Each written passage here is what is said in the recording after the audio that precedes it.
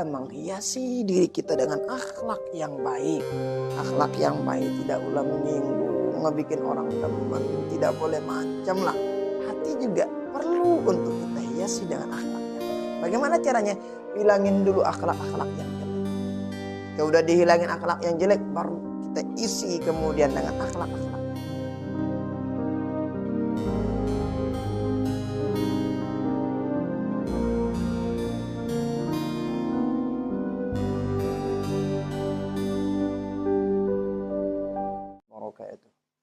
Innal hamdalillah nahmaduhu wa nasta'inuhu wa nastahdiih wa na'udzu billahi min syururi anfusina wa min sayyiati a'malina.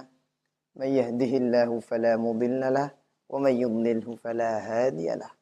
Asyhadu an la ilaha illallah wahdahu la syarika lahu wa asyhadu anna sayyidana wa maulana Muhammadan abduhu wa rasuluhu la nabiyya ba'dah.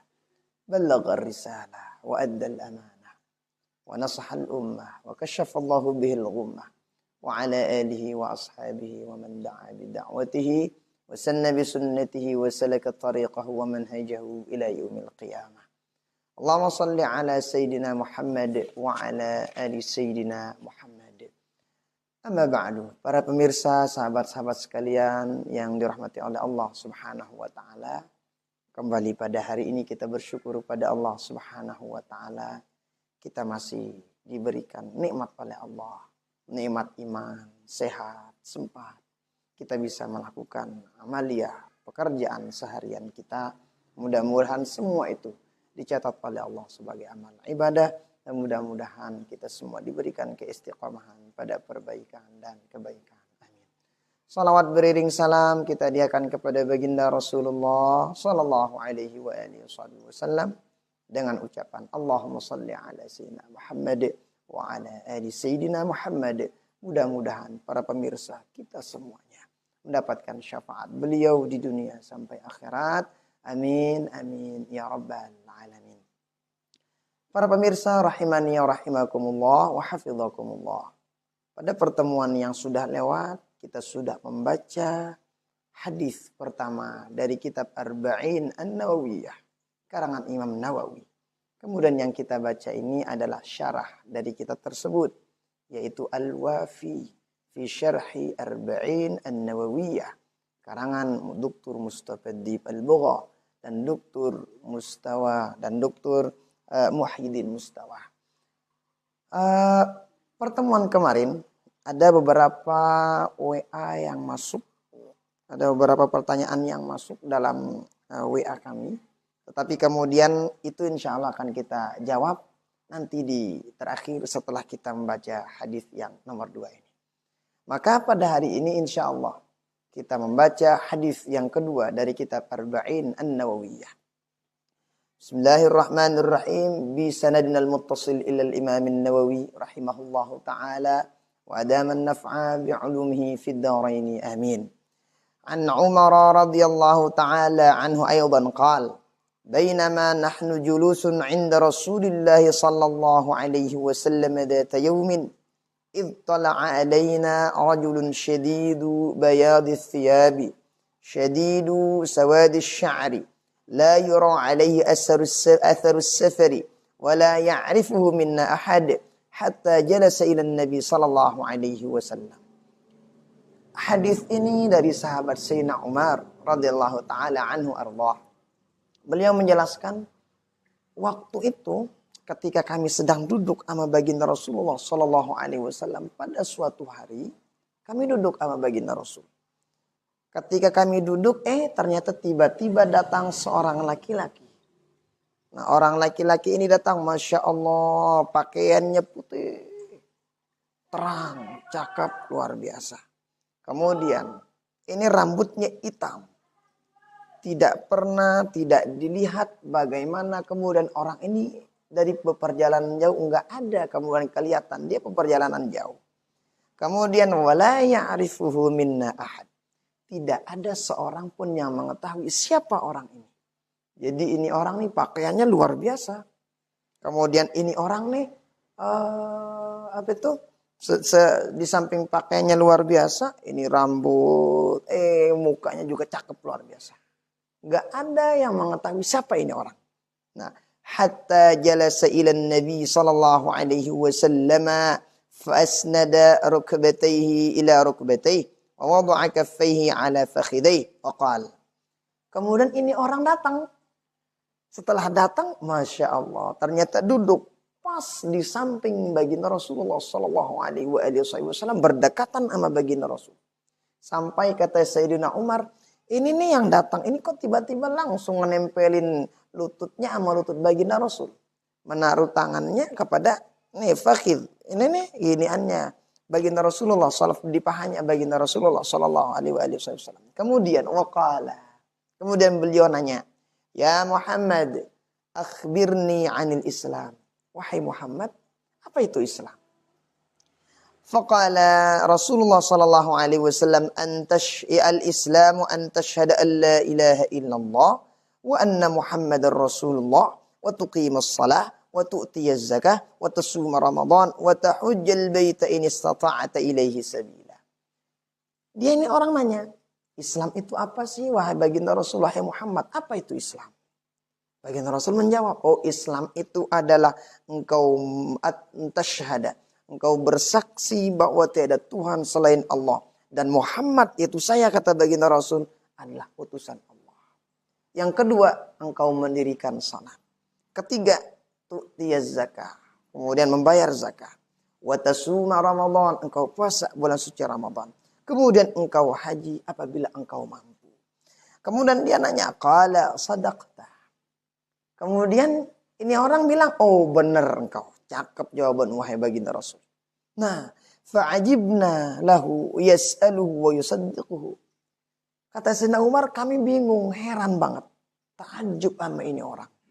Dia nanya, kok dia yang ngabanerin baginda Rasul? Seolah-olah dia ini orang ngetes. Jawabannya baginda Rasul benar apa tidak nih? Nah jadi bingungnya kami, kata Sayyidina Umar, kok dia yang nanya, kok dia yang ngebenerin sih? Sebetulnya orang kalau nanya tuh setelah dijawab, oh gitu ya. Gitu ya kalau kita. Kalau ini orang, oh bener nih jawabannya. Nah gitu kurang lebih. Berikutnya, qala fa akhbirni 'anil iman. Dia nanya lagi nih ini orang. Wahai baginda Rasul Muhammad, kasih tahu saya apa itu iman.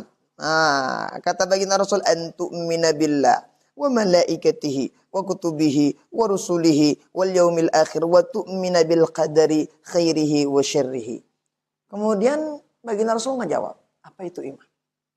Oh, baginda Nabi menjawab, iman itu engkau beriman kepada Allah, beriman kepada para malaikat, beriman kepada kitab-kitab Allah, beriman kepada para rasul, beriman kepada hari akhir, dan engkau percaya sesungguhnya ketentuan kadar Allah Subhanahu wa taala, baik buruknya itu datangnya dari Allah Subhanahu wa taala.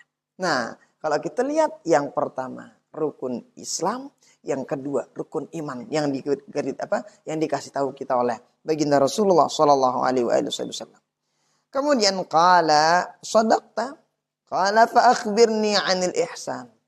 Ini orang lagi bilang, oh benar jawaban wahai baginda Rasul, benar jawaban Anda. Kemudian dia nanya lagi, baginda Nabi, kabari saya, kasih tahu saya, apa itu kemudian ihsan? Ihsan itu apa sih? Kata baginda Rasul, qala an ta'budallaha ka'annaka tarahu fa in lam takun tarahu fa innahu yaraka. Qala fa akhbirni 'anis sa'ah. Baginda Rasul bilang, oh yang namanya ihsan itu engkau menyembah Allah Subhanahu wa taala seolah-olah engkau melihatnya. Seandainya engkau tidak bisa melihatnya, ketahuilah sesungguhnya Allah Subhanahu wa taala Maha melihatmu. Kemudian ini orang nanya, apa katanya? Akhbirni 'anis sa'ah. Kabari saya tentang sa'ah, hari kiamat. Kalau yang ketiga itu 'anil ihsan.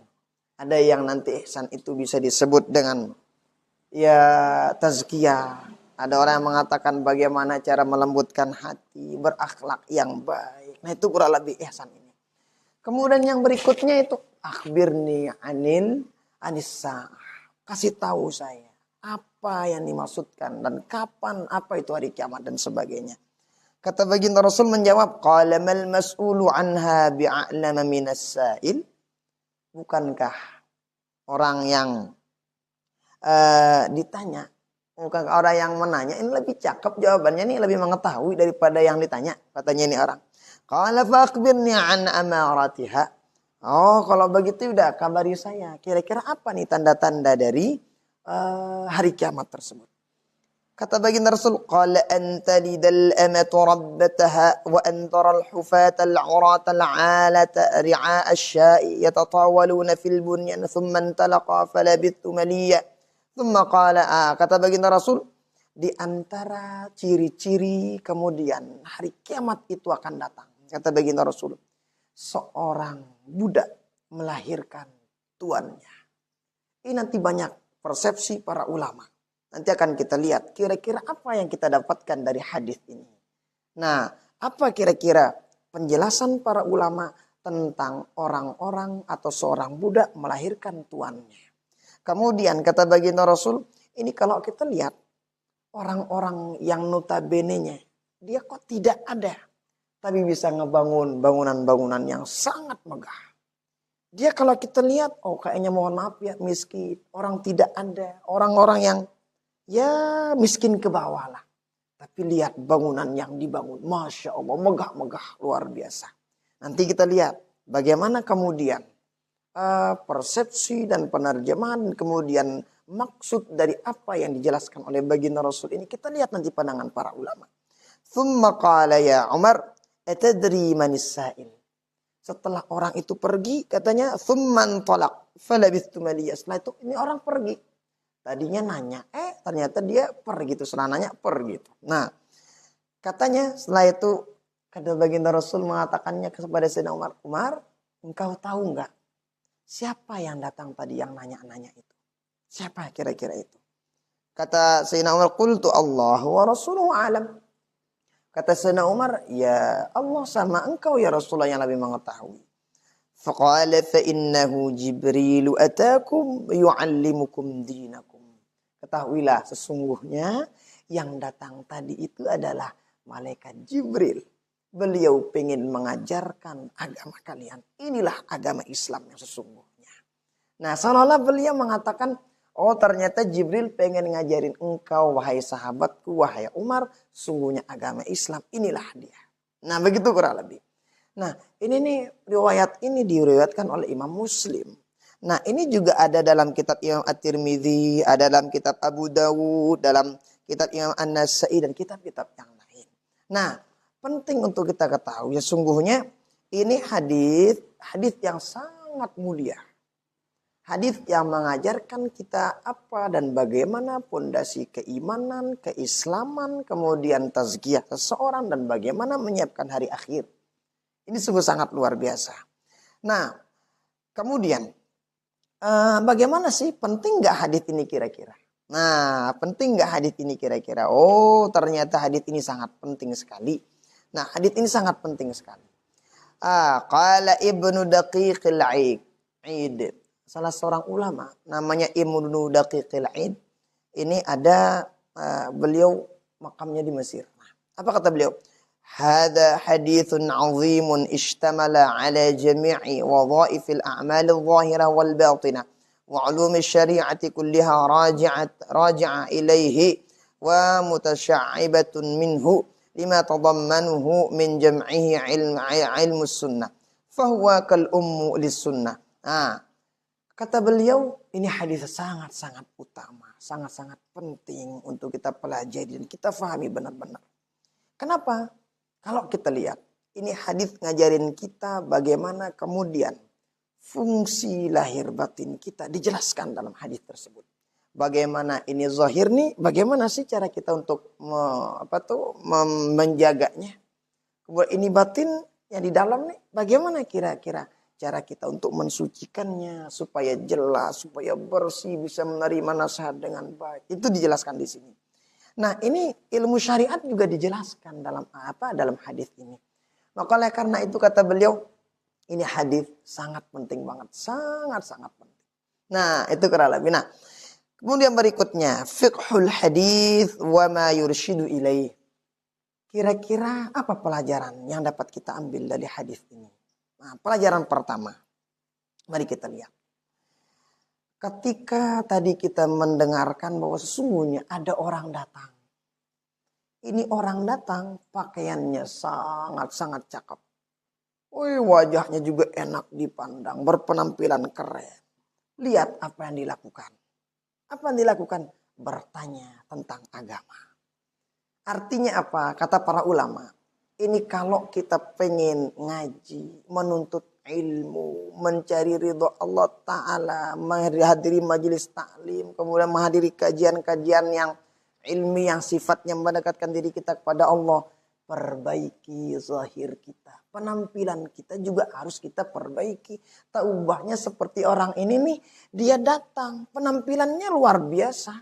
Cakep luar biasa. Orang enak ketika ngelihatnya. Ternyata dia pengen hadir di majelisnya baginda Rasulullah Sallallahu Alaihi Wasallam. Ini ngajarin kita. Kalau pengen hadiri majelis taklim. Pengen hadirin halaqah ilmiah, halaqah taklim, hendaknya berpenampilan yang luar biasa, berpenampilan yang inilah enak dilihat sama orang banyak. Bukankah Imam Malik ketika ada orang yang datang kepada beliau, Imam Malik kan punya murid lah ya, jadi ketika ada orang datang, ada orang ya kalau bisa kita sebut nih ada tukang tulis tamu lah. Orang yang kalau ada orang datang tuh ditanya dulu, Anda mau ngapain? Anda mau nanya hadis? Mau nanya apa? Mau belajar apa sama guru kami Imam Malik? Kalau ada orang datang, kemudian orang tersebut mengatakan, oh saya pengen belajar ilmu hadis di Imam Malik. Masya Allah ternyata Imam Malik. Setelah ada laporan itu beliau menyalin pakaian beliau yang tadinya biasa-biasa. Ternyata pakaian digunakan, pakaian kebesaran beliau. Menggunakan jubah, menggunakan imamah, minyak wangi, parfum yang sangat-sangat luar biasa. Kenapa? Kata beliau, yang saya baca hadis baginda Rasul, saking takzimnya kepada hadis baginda Rasulullah Sallallahu Alaihi Wasallam. Tetapi lihatlah, ketika orang yang datang tamunya biasa-biasa menanyakan yang ya sepele lah kalau kita bahasa kasarnya, itu biasa penampilan beliau. Nah ini juga mengajarkan kita. Sesungguhnya ketika pengen hadir majelis taklim tuh berpenampilanlah sesuai dengan penampilan yang enak dilihat sama orang. Tapi ingat, tetap perbaiki niat kita. Nah itu kurang lebih. Berikutnya, kita lihat tadi, kita dengar. Ini orang datang, fa'asnada rukbatayhi ila rukbatayhi. Ini orang datang kok tiba-tiba melekat di dekatnya baginda Rasulullah Sallallahu Alaihi Wasallam. Beliau langsung rapat sapnya kepada baginda Rasul. Bahkan sampai kena ini pahanya atau lututnya baginda Rasul sama lututnya orang ini. Ini juga ngajarin kita kalau nuntut ilmu. Itu kalau bisa hadir di majelis taklim itu. Hadir di majelis taklim itu. Dan merapatkan soft kepada orang yang mengajarkan kita ilmu. Jangan jauh-jauh amat. Nah begitu kurang lebih. Jadi ini mengajarkan kita bagaimana kemudian akhlak kita di majelis taklim. Di samping pakaian kita perbaiki. Penampilan kita perbaiki sambil tetap perbaiki niatnya. Kemudian soft kita bersama guru kita juga harus kita perbaiki. Nah ini kurang lebih. Tapi ingat ini mah kalau dia sama jenis. Kalau beda jenis ya udah beda lagi kan kalau hal itu. Nah begitu kurang lebih. Maka oleh karena itu. Ini apa yang kita dapatkan dari hadis ini mengajarkan kepada kita sesungguhnya Islam itu sangatlah luar biasa. Mengatur semua lini kehidupan kita sehari-harinya. Bahkan sampai meninggal dunia pun diatur oleh Allah Subhanahu wa taala dalam agama Islam. Nah, itu yang kedua yang kita dapatkan dari hadis ini. Berikutnya. Kata para ulama, ini ketika melihat hadis ini, ternyata Islam itu bisa kita katakan kalau yang banyak disebut sama orang mah 3 ya. Tapi ada satu lagi nih guru kita misalnya Habib Abu Bakar Al-Adan. Al-Adan itu menyebutkan 4 dalam hadis ini pondasi-pondasi utama yang harus kita pahami bareng-bareng. Mana itu pondasi utamanya? Pertama ada Islam. Apa itu Islam dan sebagainya. Baginda Rasul menyebutkannya di sini. Kemudian Islam itu kalau bahasa gampangnya itu amalul jawarih. Perbuatan yang dilakukan oleh anggota tubuh kita yang nampak itu Islam. Yang kedua itu iman. Iman itu adalah bagaimana kemudian kita memperbaiki keyakinan kita, kemudian memperbaiki hati kita yang ada di dalam. Nah, ini larinya kepada akidah, larinya kepada tauhid, larinya kepada akhlak hati. Berikutnya yang ketiga ihsan. Ini bagaimana kemudian akhlak lahir batin kita tertata rapi. Mungkin kalau ada orang nyebutnya tasawuf, kalau ada menyebut tazkiyah dan sebagainya. Tapi kadang orang nggak mau menyebut tasawuf. Kenapa? Karena tasawuf itu juga ada yang keliru. Tapi lihat, jangan berkaca sama yang keliru. Ini lihat nih, tasawuf yang benar itu ini loh. Nah, jadi adalah kitab-kitab yang menjelaskan hal itu. Nah, kalau tidak khilaf ya udah amannya tazkiyah aja. Bagaimana kemudian tazkiyah itu? Kita menghiasi diri kita dengan akhlak yang baik. Akhlak yang baik, tidak ulah menyinggung, ngebikin orang demen, tidak boleh macam lah. Hati juga perlu untuk kita hiasi dengan akhlak yang baik. Bagaimana caranya? Hilangin dulu akhlak-akhlak yang jelek. Jika udah dihilangin akhlak yang jelek, baru kita isi kemudian dengan akhlak-akhlak yang baik. Ini yang biasanya disebut. Nomor 4, apa itu? Yaitu dijelaskan akhbirni anissa. Apa kira-kira? Bagaimana kira-kira tentang hari kiamat? Ini kalau ada kitab beliau tuh fiqhut tahawulat gitu ya. Fikih yang menjelaskan bagaimana ciri-ciri kiamat yang kecil, yang pertengahan, sama kiamat yang kubro. Kira-kira bagaimana tuh? Oh, ada dalam kitab guru kita Al-Habib Abu Bakar Al-Adani. Dijelaskan di sana semuanya. Dijelaskan dari sejak awal. Kalau kita punya kitabnya satu aja, An-Nubdatus Shaghirah kalau tidak khilaf. Itu nama kitabnya di rumah yang ada. Nah, sehingga ini pelajaran yang sangat-sangat luar biasa yang baginda Rasulullah SAW pengen memberikan kita. Kemudian apa sih, bagaimana kira-kira model dan sebagainya. Nah, dijelaskan di sini Nah, itulah kurang lebih di antara pelajaran yang seperti yang tadi menghadiri majelis ta'lim. Kemudian pengen ke masjid, menghadiri misalnya ada zikiran, ada sholawatan, ada orang baca yasin, ada baca Quran dan sebagainya. Hendaknya dengan akhlak yang baik, dengan pakaian yang senantiasa. Pakaian itu melambangkan bagaimana kemudian kita ta'zim kepada ilmu, ta'zim kepada hadis, ta'zim kepada ahli ilmu dan sebagainya. Nah, ada nggak kira-kira yang kita dapatkan yang lain dari hadis ini? Banyak insya Allah yang akan kita dapatkan. Tapi insya Allah akan kita bahas pertemuan berikutnya insya Allah. Kita jawab pertanyaan yang sudah masuk kemarin.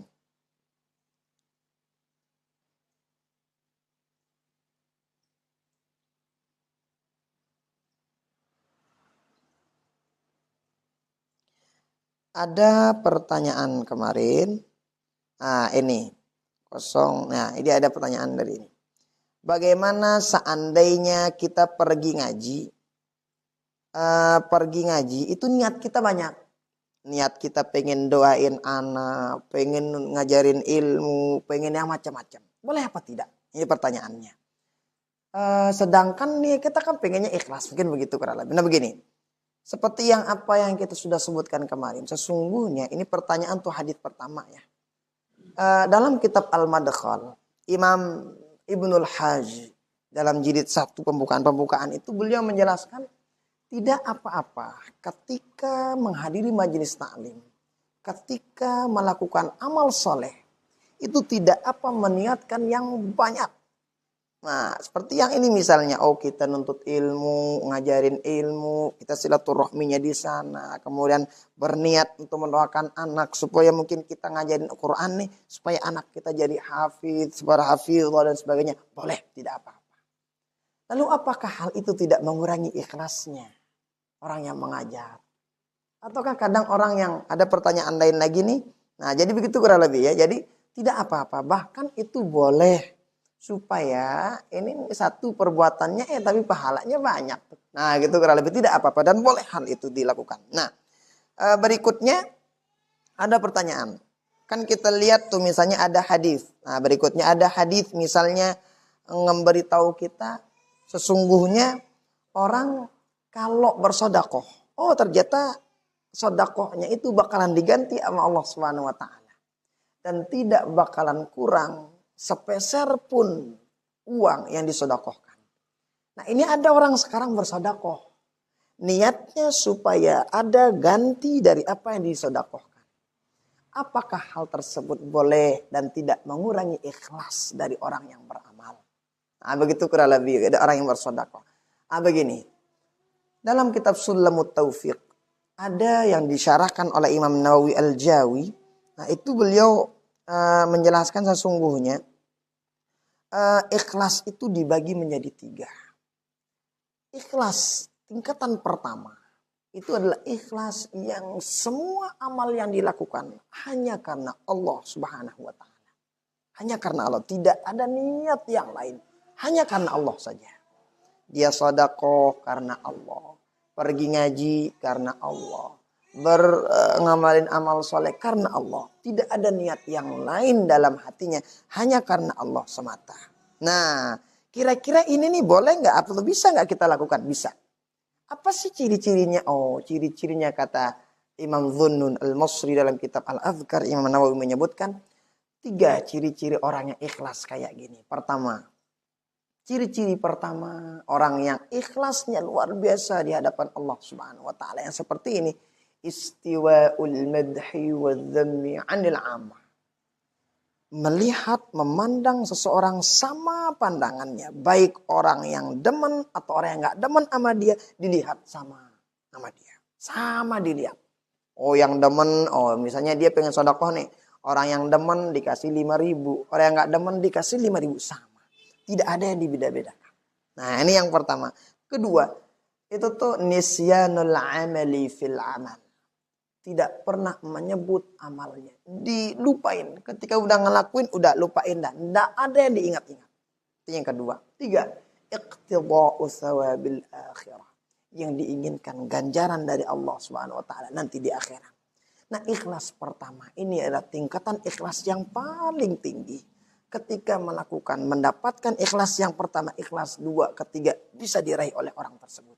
Boleh? Boleh. Ini sangat luar biasa. Nah, tapi ingat, orang ikhlas yang tingkatan ini nih biasanya bukan sekedar didapatkan di akhirat, tapi di dunia juga Allah memberikan ganjarannya. Misalnya nih, ada orang sedekah, niatnya karena Allah. Mau tidak mau di dunia juga bakalan diganti oleh Allah Subhanahu wa taala. Ada orang biasanya ngajar di dunia, diberikan misalnya apa gitu honor dan sebagainya. Nah, itu ganjaran Allah sebelum ganjaran di akhirat. Nah, itu tingkatan yang pertama. Yang berikutnya itu tingkatan ikhlas yang dia mengerjakan amal. Ternyata ada motivasi lain. Misalnya, oh dia pengen mendapatkan surga. Dia pengen seperti yang tadi dia beramal misalnya. Supaya ada ganti dari sedekahnya. Oh supaya dia macam dan sebagainya. Itu boleh? Boleh. Tidak apa-apa. Nah ini ikhlas.